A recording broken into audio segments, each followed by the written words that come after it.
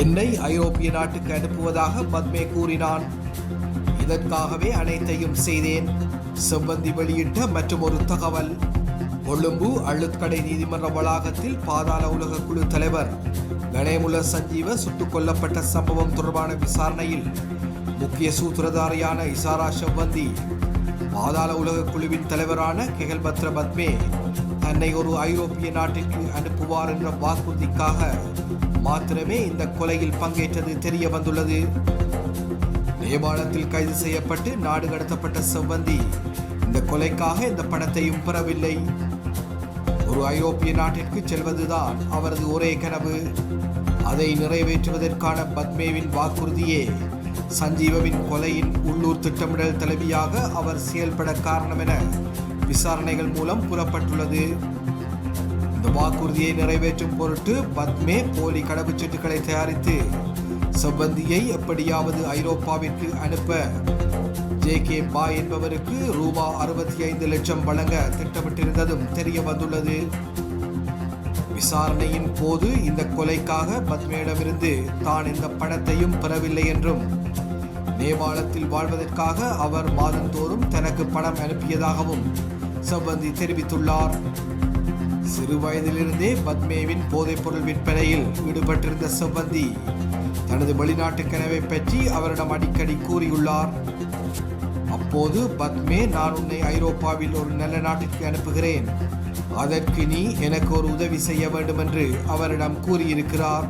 செவ்வந்தியின் கனவை நனவாக்குவதாக உறுதியளித்த பின்னரே சஞ்சீவவின் கொலை சதிக்கு பத்மே அவரது உதவியை நாடியுள்ளார். இதற்கிடையில் இஷாரா செவ்வந்தி உட்பட நேபாளத்தில் கைது செய்யப்பட்ட 6 பேரையும் 90 நாட்கள் தடுத்து வைத்து விசாரிக்க காவல்துறை அனுமதி பெற்றுள்ளது.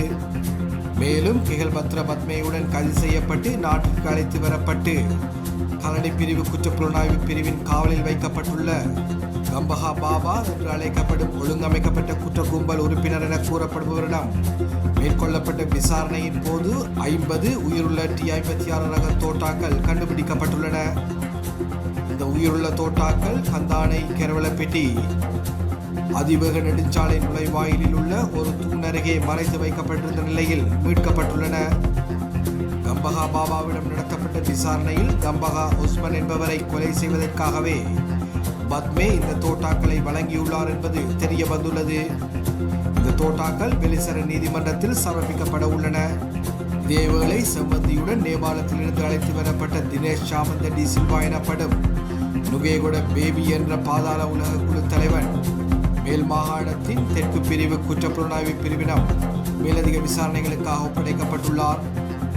அவரை மேலும் விசாரித்ததில் நுகேகொட ஜம்புகஸ்முல்ல மாவட்ட பகுதியில் உள்ள அவரது வீட்டின் முன்னால் உள்ள பலாமரத்தின் அருகே மண்ணில் புதைக்கப்பட்டிருந்த வெளிநாட்டு தயாரிப்பான உயிருள்ள கைக்குண்டு ஒன்றும் 10 உயிருள்ள T56 ரக தோட்டாக்களும் மீட்கப்பட்டுள்ளதாக மேல் மாகாணத்தின் தெற்கு பிரிவு குற்றப்புலனாய்வு பிரிவு தெரிவித்துள்ளது. சந்தேக நபரான நுகேகொட பேபி 2016ஆம் ஆண்டு நுகேகொடையில் ஜம்புகஸ்முல்ல பகுதியில் நடந்த ஒரு கொலை மற்றும் பல ஒழுங்கமைக்கப்பட்ட குற்றச் செயல்கள், போதைப்பொருள் விநியோக வலையமைப்பு ஆகியவற்றுக்காக தேடப்பட்டு வந்தவர் என்றும் போலீசாரின் கண்ணில் மண்ணை தூவி வெளிநாட்டுக்கு தப்பிச் சென்று துபாயில் பதுங்கியிருந்ததாகவும் போலீசார் தெரிவித்தனர்.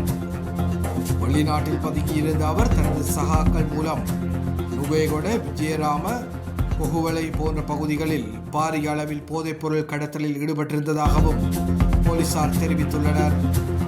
சில வருடங்களுக்கு முன்னர் கொகுவலை பிரதேசத்தில் நடந்த ஒரு கொலையை செய்துவிட்டு நாட்டிலிருந்து தப்பி துபாயில் மறைந்திருந்த போது கைது செய்யப்பட்டு இலங்கைக்கு அழைத்து வரப்பட்டு நீதிமன்றத்தில் ஆஜர்படுத்தப்பட்ட பின்னர் விளக்கமறியலில் வைக்கப்பட்டு பின்னர் பிணையில் விடுவிக்கப்பட்டார்.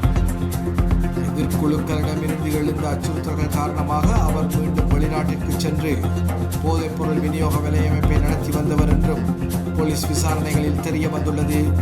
மேற்கு பிரிவு குற்றப்புலனாய்வு பிரிவுக்கு அழைத்து வரப்பட்ட சந்தேக நபரிடம் மேற்கொள்ளப்பட்ட விசாரணைகளின் போது கிடைத்த தகவலின் அடிப்படையில் அவர் 2வது முறையாக வெளிநாடு செல்வதற்கு முன்னர் ஜம்மு காஷ்மீர் மாவட்டத்தில் உள்ள தனது வீட்டின் முன்னுள்ள பலாமரத்தின் அருகில் வெளிநாட்டு தயாரிப்பான கைக்குண்டையும் உயிருள்ள தோட்டாக்களை ஒரு தகர பெட்டியில் வைத்து மெழுகு உரையில் சுற்றி மிகவும் பாதுகாப்பாக புதைத்து வைத்திருந்ததாக ஒப்புக்கொண்டதாக போலீசார் தெரிவித்துள்ளனர்.